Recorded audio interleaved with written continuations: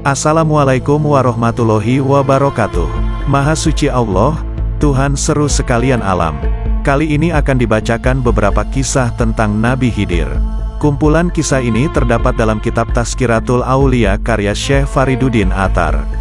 Al-Tirmidzi bersama dua orang pelajar lainnya bertekad akan melakukan pengembaraan untuk menuntut ilmu. Ketika mereka hendak berangkat, ibunya sangat sedih. "Wahai buah hati ibu," sang ibu berkata, "aku seorang perempuan yang sudah tua dan lemah. Bila Ananda pergi, tak ada lagi seorang pun yang ibunda miliki di atas dunia ini.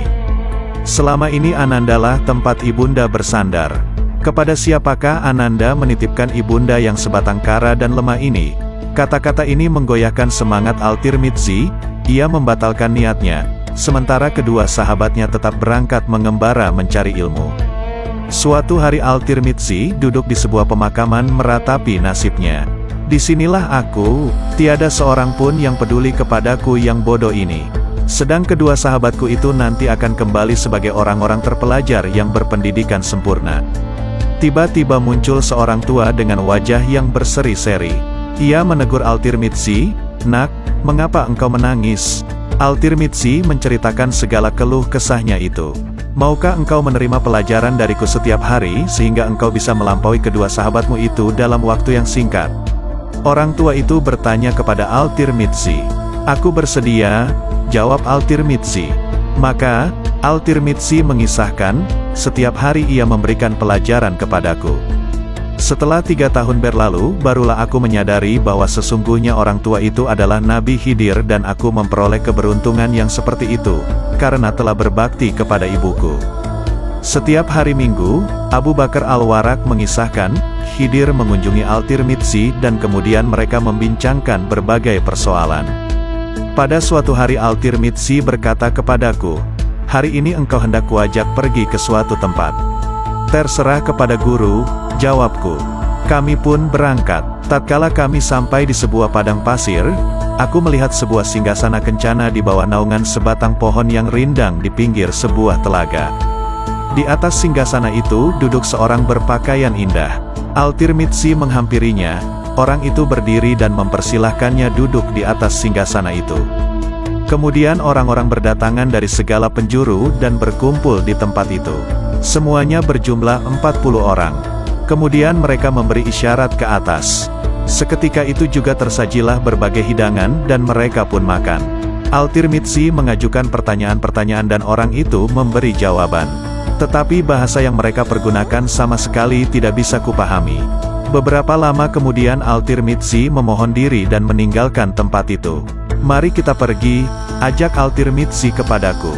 "Engkau telah diberkahi. Sebentar saja kami telah berada kembali di Tirmiz." Aku bertanya kepada Al-Tirmidzi, "Apakah artinya semua kejadian tadi? Tempat apakah itu dan siapakah orang itu?" "Itulah lembah pemukiman putra-putra Israel," jawab Al-Tirmidzi, "dan orang tadi adalah Paul." "Bagaimana kita bisa pulang pergi dalam waktu sesingkat ini?" tanyaku. "Abu Bakar," jawab Al-Tirmidzi, "bila dia mengantarkan maka sampailah kita. Apakah gunanya kita bertanya mengapa dan bagaimana? Yang perlu adalah engkau sampai ke tujuan bukan untuk bertanya-tanya." Kemudian Al-Tirmidzi bertutur, "Betapapun besar perjuanganku untuk menundukkan hawa nafsu, namun aku tidak berhasil. Di dalam keputusasaan aku berkata, mungkin Allah telah menciptakan diriku ini untuk disiksa di dalam neraka. Mengapakah diri yang terkutuk ini harus kupelihara lagi? Maka aku pergi ke pinggir sungai Oxus. Kepada seseorang yang berada di situ aku minta tolong untuk mengikat kaki dan tanganku, dan setelah itu ia pun pergi meninggalkanku seorang diri. Aku berguling-guling dan jatuh ke dalam air. Aku ingin mati tenggelam, tetapi ketika masuk permukaan air, ikatan di tanganku terlepas dan sebuah gulungan ombak menghempaskan tubuhku ke pinggir. Dengan putus asa aku berseru, 'Ya Allah, Maha besar Engkau yang menciptakan seseorang yang tak pantas diterima baik di surga maupun di neraka.' Berkat seruanku di dalam keputusasaan itu terbukalah mata hatiku dan terlihatlah olehku segala sesuatu yang harus kulakukan. Pada saat itu juga terbebaslah aku dari hawa nafsu. Selama hidupku, aku bersyukur terhadap saat-saat kebebasan itu." Abu Bakar Al-Warraq juga mengisahkan sebagai berikut ini. pada suatu hari Al-Tirmidzi menyerahkan buku-bukunya kepadaku untuk dibuang ke sungai Oxus. Ketika ku periksa ternyata buku-buku itu penuh dengan seluk-beluk dan kebenaran-kebenaran mistik. Aku tak tega melaksanakan perintah Al-Tirmidzi dan buku-buku itu kusimpan di dalam kamarku. Kemudian aku katakan kepadanya bahwa buku-buku itu telah kulemparkan ke dalam sungai. Tetapi Al-Tirmidzi bertanya kepadaku, apakah yang engkau saksikan setelah itu? Tidak sesuatu pun, jawabku. Kalau begitu engkau belum membuang buku-buku itu ke dalam sungai. Pergilah dan buanglah buku-buku itu, perintah Al-Tirmidzi. Ada dua persoalan, aku berkata di dalam hati. Yang pertama, mengapa ia ingin membuang buku-buku ini ke dalam sungai? Yang kedua, apakah yang akan kusaksikan nanti setelah mencampakkan buku-buku ini ke dalam air? Aku terus berjalan menuju sungai Oxus dan melemparkan buku-buku itu. Tetapi seketika itu juga air sungai terbelah dan terlihatlah olehku sebuah peti yang terbuka tutupnya. Buku-buku itu masuk ke dalam peti itu, kemudian tutup peti tersebut mengatup dan air sungai bersatu kembali. Aku terheran-heran menyaksikan kejadian ini. Ketika aku kembali Al-Tirmidzi bertanya, sudahkah engkau lemparkan buku itu? Aku menyahut, Guru, demi keagungan Allah, katakanlah kepadaku apakah rahasia di balik semua ini? Al-Tirmidzi menjelaskan, aku telah menulis buku-buku mengenai ilmu sufi dengan keterangan-keterangan yang sulit untuk dipahami oleh orang awam. Saudaraku Khidir meminta buku-buku itu. Peti yang engkau lihat tadi telah dibawa oleh seekor ikan atas permintaan Khidir. Sedang Allah yang Maha Besar memerintahkan kepada air untuk mengantarkan peti itu kepadanya. Pada waktu itu ada seorang pertapa besar yang selalu mengecam Al-Tirmidzi. Padahal di atas dunia ini, kecuali sebuah pondok, tidak sesuatu pun dimiliki Al-Tirmidzi. Ketika Al-Tirmidzi pulang dari Hijaz, ternyata seekor induk anjing telah masuk ke dalam pondoknya yang tak berdaun pintu itu dan melahirkan anaknya di situ. Al-Tirmidzi tidak mau mengusir anjing itu. 80 kali ia pulang pergi ke pondoknya, dan berharap agar si anjing telah pergi meninggalkan pondok itu membawa anak-anaknya. Pada malam harinya si pertapa bermimpi bertemu dengan Nabi. Di dalam mimpi itu Nabi berkata kepadanya, engkau menentang seorang manusia yang telah 80 kali memberikan pertolongan kepada seekor anjing. Jika engkau menginginkan kebahagiaan yang abadi, kencangkanlah ikat pinggangmu dan berbaktilah kepadanya. Si pertapa, yang sebelumnya enggan membalas salam Al-Tirmidzi sejak saat itu hingga mati mengabdi kepadanya. Apabila guru marah pada kalian, apakah kalian tahu? Seseorang bertanya kepada keluarga Al-Tirmidzi. Ya, kami tahu, mereka menjawab, setiap kali ia marah kepada kami, maka ia bersikap lebih ramah daripada biasanya. Kemudian ia tidak mau makan dan minum. Ia menangis dan bermohon kepada Allah, ya Allah, apakah perbuatanku yang menimbulkan murkamu, sehingga engkau membuat keluargaku sendiri menentangku? Ya Allah, aku mohon ampunanmu, tunjukkanlah mereka jalan yang benar. Apabila ia bersifat seperti demikian, tahulah kami bahwa ia sedang marah. Dan segera kami bertobat agar ia terlepas dari duka citanya itu. Sudah berapa lama Al-Tirmidzi tidak pernah bertemu dengan Khidir. Pada suatu hari seorang pembantu yang masih gadis mencuci pakaian bayi dan kotoran-kotoran bayi itu dimasukkannya ke dalam sebuah baskom. Sementara itu Al-Tirmidzi dengan mengenakan jubah dan sorban yang bersih berjalan ke masjid. Karena suatu hal yang sepele, tiba-tiba si gadis mengamuk dan isi baskom itu tertumpah ke atas kepala Al-Tirmidzi, tapi ia tak berkata apa-apa dan menelan amarahnya. Tidak berapa lama kemudian bertemulah ia dengan Khidir. Ibrahim bin Adham adalah Raja Balkah yang sangat luas daerah kekuasaannya. Kemanapun ia pergi, 40 pedang emas dan 40 tongkat kebesaran emas diusung di depan dan di belakangnya. Pada suatu malam ketika ia tertidur di kamar istananya, langit-langit kamar berderik-derik seolah-olah ada seseorang yang sedang berjalan di atas atap. Ibrahim terbangun dan berseru, siapakah itu? Seorang sahabat, terdengar sebuah sahutan. Untaku hilang dan aku sedang mencarinya di atas atap ini. Goblok, engkau sedang mencari unta di atas atap, seru Ibrahim. Wahai manusia yang lalai, suara itu menjawab.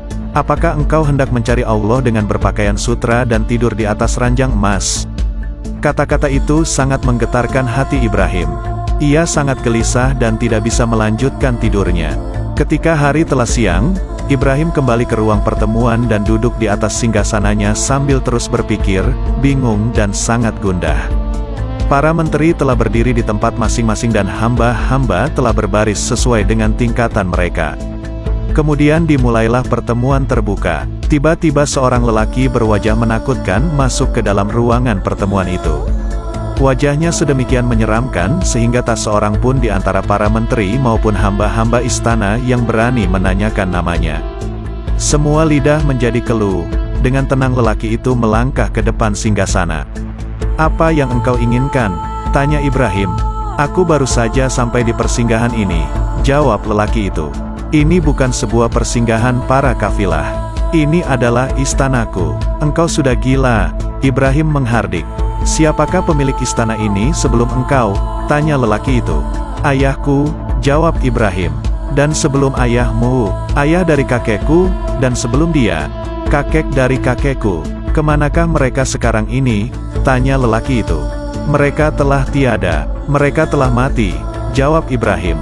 "Jika demikian, bukankah ini sebuah persinggahan yang dimasuki oleh seseorang dan ditinggalkan oleh yang lainnya?"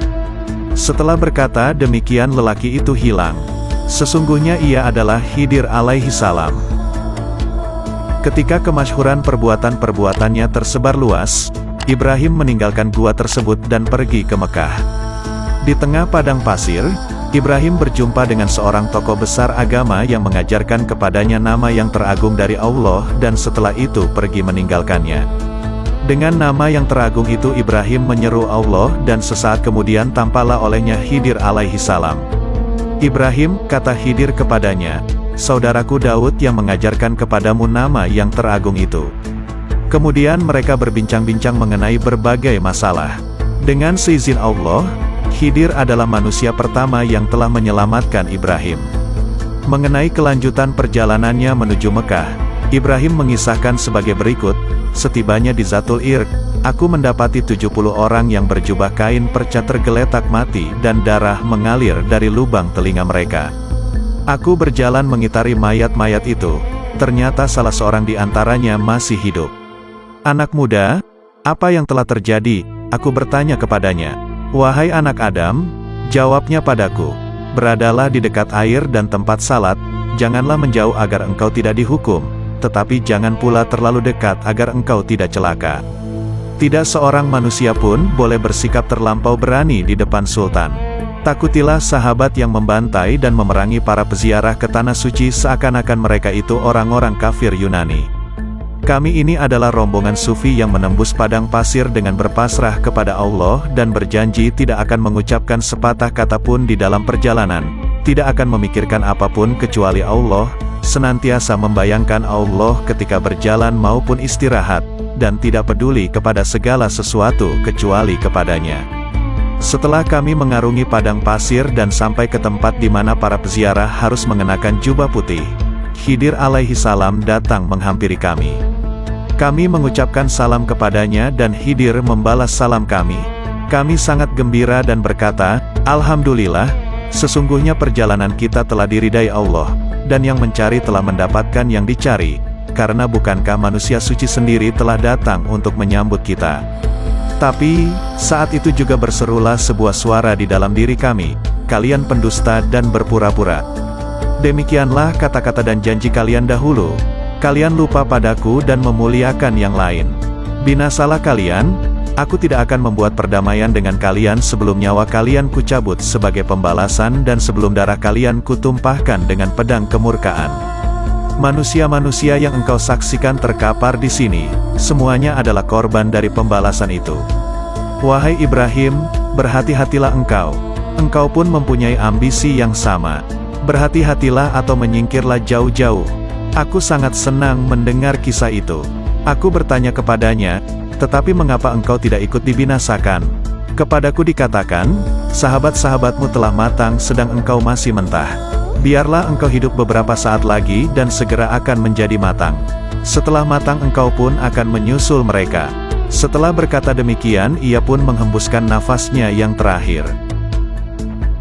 Pada suatu hari seseorang berkata kepada Abu Yazid, ketika ada orang yang meninggal dunia di Tabaristan, kulihat engkau di sana bersama Khidir alaihi salam.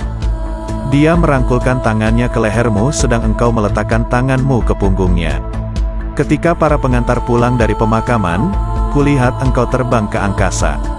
Ya, semua yang engkau katakan itu benar-benar terjadi, jawab Abu Yazid. Seorang tua berwajah cerah berseri-seri, mengenakan sebuah jubah yang anggun. Pada suatu hari ia melewati gerbang Bani Syaibah dan menghampiri Abu Bakar Al-Katani yang sedang berdiri dengan kepala merunduk. Setelah saling mengucapkan salam, orang tua itu berkata, "Mengapa engkau tidak pergi ke makam Ibrahim?" Seorang guru besar telah datang dan ia sedang menyampaikan hadis-hadis yang mulia.